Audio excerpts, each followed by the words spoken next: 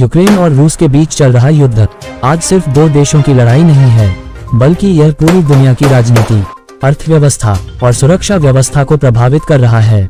और इसी युद्ध पर भारत की नजर पूरी दुनिया के लिए बेहद अहम बन चुकी है।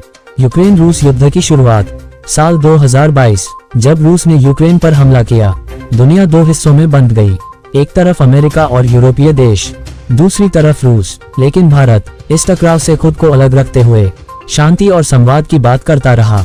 भारत का संतुलित रुख। भारत ने साफ कहा कि यह युद्ध का समय नहीं है, समाधान सिर्फ बातचीत से निकलेगा। संयुक्त राष्ट्र में भारत ने किसी के खिलाफ वोट नहीं दिया और न ही खुला समर्थन किया। यही है भारत की रणनीतिक स्वायत्तता। रूस से भारत के रिश्ते। रूस भारत का पुराना दोस्त है।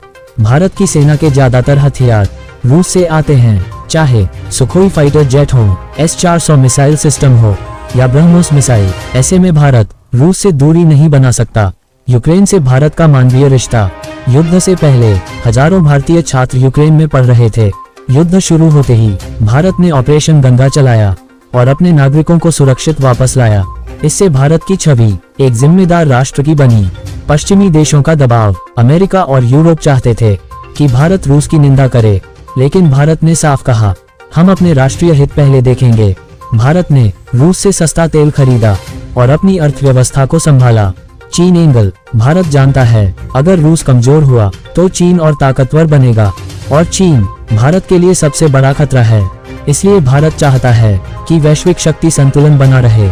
प्रधानमंत्री मोदी की भूमिका। प्रधानमंत्री मोदी ने रूस और यूक्रेन दोनों से बातचीत की और पूरी दुनिया के सामने कहा, ये युद्ध का समय नहीं है।